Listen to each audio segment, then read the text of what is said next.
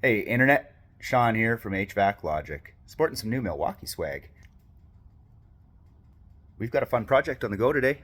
The hooks that we installed last week are coming out this week. I was given the fantastic idea to use a gate latch. We're gonna try and get one installed today and see if that's gonna work.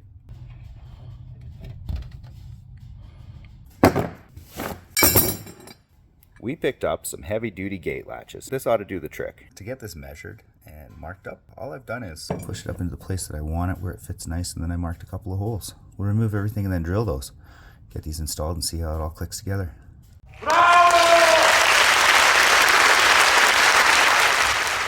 Let's give it a try.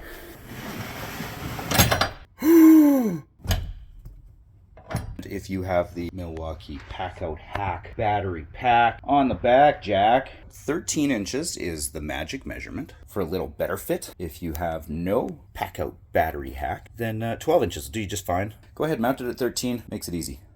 What I've done is attach some cable to an eye hook that I got up here, but I wanted to give this a try right now. Let's give it a pull, and give that a slide, push it back into place. Money.